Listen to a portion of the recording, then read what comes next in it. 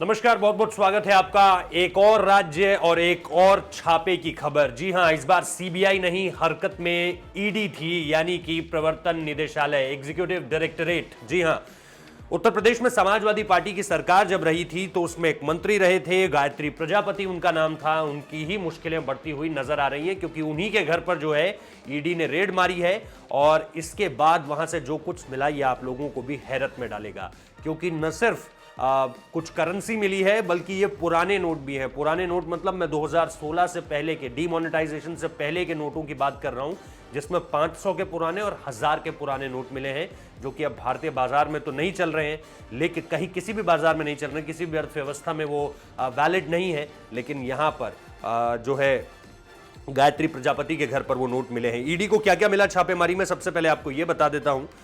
वहां पर छापेमारी में जो दस्तावेज मिले हैं उनसे पता चलता है कि गायत्री प्रजापति की लखनऊ, कानपुर, मुंबई, सीतापुर समेत 6 से ज्यादा शहरों में, इसे ध्यान में रखिएगा, 6 से ज्यादा शहरों में संपत्ति है। इसके अलावा दावा यह भी किया जा रहा है कि यह सारी संपत्ति जो है वो खनन की कमाई से बनाई गई है, यानी कि सारी की सारी जो है वो अवैध है। इसको लेकर के किसी तरह की कोई डॉक्यूमेंटेशन हो, किसी की तरह का कोई सही कागज पत्तर हो, या इसके अलावा कोई प्रॉपर्टी जो इंसेस्टर्स से यानी विरासत में मिली जाती है, ऐसा कोई भी जिक्र नहीं है। ये सारी की सारी जो प्रॉपर्टी है, ये अभी तक जो समझ आ रहा है ईडी को वो यही है कि खनन से जो एक अलग जरिए से पैसा जो अर्जित किया जाता है, जिसे काली कमाई भी कहा जाता है, उस तरह से ही ये सब कुछ बनाया गया है।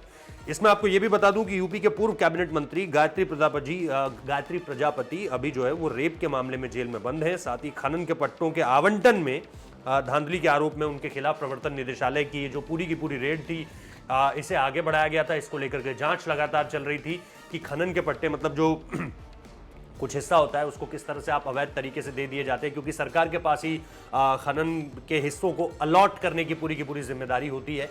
लेकिन उसमें किस तरह से गायत्री प्रजापति ने धांधली की, जब सपा की सरकार थी और वो मंत्री थे, तब उन्होंने किस तरह से इस पूरे के पूरे मसले पर धांधली की है, इसी को लेकर के ईडी इस केस पर आगे बढ़ रही थी। और अब जो है ईडी ने रेड मारी है, जिसमें मैंने आपको बताया कि पुरानी करेंसी तो मिली है, साथ ही साथ कुछ ऐसे दस्तावेज भी मिले हैं जो ये बताते हैं कि ये अवैध कमाई है, ये काली कमाई है। और पहले ही रेप के मामला आरोप में तो वो जो है जेल में बंद है। अब ये एक और मामला है जो इस केस को एक अलग केस उनके खिलाफ डेवलप करता है और फिर इसकी अलग से सजा काटनी पड़ेगी। तो इसको लेकर के ईडी अगर और कुछ सामने रखती है तो निश्चित तौर पर आपके सामने रखेंगे। फिलहाल इस वीडियो में इतना ही। बहुत बहुत शुक्रिया।